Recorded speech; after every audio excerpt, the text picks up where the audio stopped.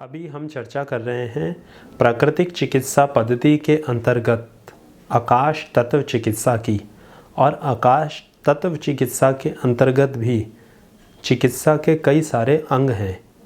पिछली कुछ वीडियो में हमने चर्चा की थी उपवास के संदर्भ में, और अंतिम वीडियो में हमने चर्चा की थी पूर्ण उपवास के संदर्भ में, जो आकाश तत्व चिकित्सा का एक पहला अंग था। अब आकाश तत्व चिकित्सा का दूसरा अंग जिसकी हम चर्चा करेंगे, और वह विषय है प्रसन्नता और मनोरंजन। जानेंगे प्रसन्नता और मनोरंजन क्या है और क्या इसका शरीर के ऊपर प्रभाव पड़ता है। प्रसन्नता और मनोरंजन उपवास की तरह ही प्राकृतिक चिकित्सा पद्धति का एक साधन या मार्ग है। जैसा हम सोचते हैं उसकी स्मृतियाँ बन जाती हैं, उसकी मेमोरी बन जाती है, और जैसी स्मृतियाँ बनती हैं वैसी ही फिर हम क्रियाकलाप करने लगते हैं। जैसी क्रियाएं गतिविधियां हम करते हैं या जैसे हम कर्म करते हैं वैसी ही हमारी आदत बन जाती है, और जैसी हमारी आदत बनती है वैसा ही हमारा जीवन चरित्र बनते जाता है। आदतें हमारे जीवन में बहुत गहरे प्रभाव डालती हैं। प्रसन्न या खुश रहना हर समय निस्संदेह ही किसी भी व्यक्ति के लिए संभव नहीं है, और खुश रहना और प्रसन्न रहना भी एक आदत ही है, परंतु यह भी हर समय किसी भी व्यक्ति के लिए संभव नहीं है। परंतु बहुत हद तक यह हमारे हाथ में होता है कि हम स्वयं को अन्य क्रियाकलापों से या बाहर से होने वाली घटनाओं से अपने आप को किस प्रकार से बचाएं, क्योंकि हमारे मन के ऊपर बाहर घटने वाली घटनाएं बहुत गहरे प्रभाव डालती हैं। परंतु अपने ऊपर नियंत्रण करके संयम रख के हम उस प्रभाव को, बाहर से घटने वाली क्रियाओं के प्रभाव को जो मन के ऊपर पड़ रहे हैं और हमें खुश, प्रसन्न और आनंदित रहने में बाधा उत्पन्न करते हैं, उसको हम रोक सकते हैं। प्रसन्न रहना या आनंदित रहना चिकित्सा का बहुत महत्वपूर्ण अंग है। जब हम प्रसन्न होते हैं, हंसते हैं, तो उस समय शरीर के बहुत सारे अंग क्रियाशील हो जाते हैं, सक्रिय हो जाते हैं। शरीर में विशेष प्रकार के रसों का और मस्तिष्क पर, मानसिक स्तर पर विशेष तरंगें उत्पन्न होती हैं, जो हमें स्वस्थ रखने में बेहद आवश्यक हैं। हर समय मुस्कुराते रहना या हंसते रहना एक स्वस्थ व्यक्ति का लक्षण है, परंतु इसका अर्थ यह नहीं है कि आप बिना किसी कारण के, बिना किसी बात पर ही, बिना मतलब के हर समय ही हंसते रहें मूर्खों की तरह। यह अर्थ नहीं है। जहाँ पर क्रोध की आवश्यकता है वहाँ पर निस्संदेह ही क्रोध भी करें, जहाँ पर गंभीर होने की आवश्यकता है वहाँ पर गंभीर भी हों, परंतु इसके साथ में जीवन में, दिनचर्या में खुश रहने का, प्रसन्न रहने का, आनंदित रहने का कोई भी अवसर ना छोड़ें। अब कई सारे लोग यह कसम खा के बैठे होते हैं कि उन्होंने अपने चेहरे पर उदासी ही रखनी है। सामूहिक रूप से बहुत सारे लोग जब बैठे हों तो कोई कितनी भी गहरे मजाक की बात करे, वह अपने ऊपर इस प्रकार से संयम रखते हैं, अपनी हंसी को रोकते हैं बहुत सारे लोग। किस लिए? कि हम चार लोगों के बीच में जब बैठे हैं तो सभ्य दिखें। कई सारे लोगों का ऐसा मानना है कि अपने आप को गंभीर रखना, सीरियस रखना सभ्य पुरुषों का लक्षण है, परंतु कहीं ना कहीं यह आपके स्वास्थ्य के लिए बहुत हानिकारक है, क्योंकि हंसी जो है वह एक प्राकृतिक वेग है।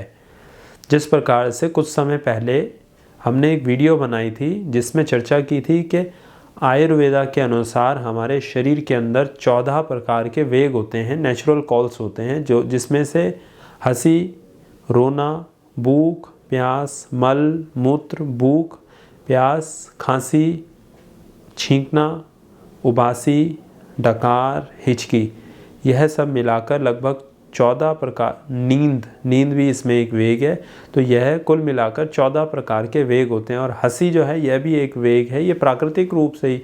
अब हंसी कैसे आती है? आपको किसी व्यक्ति ने कोई ऐसी बात बोली जो मजाक की थी या हंसने वाली थी, अब कान के माध्यम से वो मस्तिष्क तक पहुंचती है और मस्तिष्क निर्णय करता है कि ये बात क्या है। फिर मस्तिष्क बताता है कि हंसने की बात है, तो तुरंत आपके चेहरे पर हंसी आ जाती है। और यह सारा जो प्रोसेस होता है ये कुछ ही सेकंड्स के अंदर होता है, या सेकंड्स से भी कम समय में होता है। अभी आपको किसी ने कुछ ऐसी बात बोली और आप 1 सेकंड के भी कम समय में हंस पड़े तुरंत उसको समझते ही। तो यह सब जो कार्य होता है वो सेकंड्स के भी फ्रैक्शंस में होता है। तो हंसी जो है वह एक प्राकृतिक वेग है, इसको कभी भी नहीं रोकना चाहिए।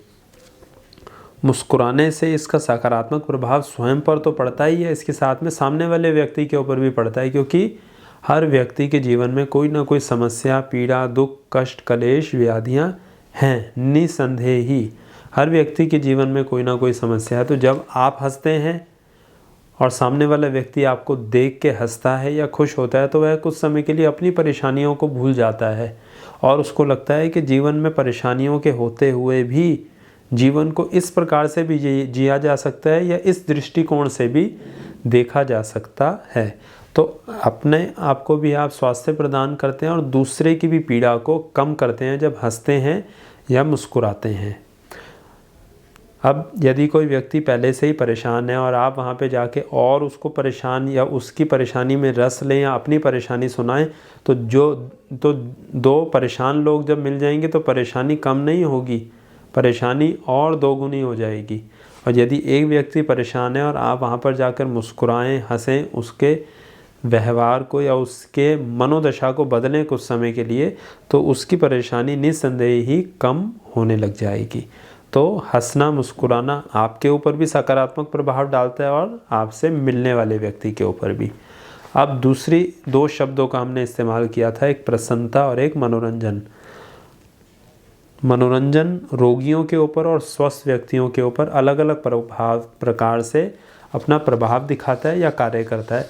सबसे पहले जानते हैं मनोरंजन होता क्या है। मनोरंजन ऐसी गतिविधि जिसको करते समय कुछ समय के लिए आप सभी प्रकार के कष्ट, बीमारियों, रोग, दुविधाओं, परेशानियों को भूल जाएं, अपनी जिम्मेवारियों को भूल जाएं, जो कुछ भी जीवन में परेशानियां हैं सबको भूलकर कुछ समय के लिए ऐसी क्रिया करें जिसमें आप 100% लीन हो सकें, उसमें आपको आनंद का अनुभव हो, अकारण आपको प्रसन्नता हो। अब यह कार्य किसी के लिए गाना गाना हो सकता है, किसी के लिए गाना सुनना हो सकता है, किसी के लिए चित्रकारी हो सकता है, किसी के लिए बागबानी हो सकता है, किसी के लिए गाना सुनना, किसी के लिए म्यूज़िकल इंस्ट्रूमेंट्स बजाना, अलग अलग प्रकार की किसी भी व्यक्ति की हॉबीज़ हो सकती हैं। और जब व्यक्ति अपनी हॉबीज़ के साथ रहता है, अपने हॉबीज़ को करता है, तब उस समय वह अपनी परेशानियों को, जिम्मेवारियों को भूलकर एक दूसरे ही दुनिया में पहुंच जाता है, एक दूसरे ही जोन में पहुंच जाता है।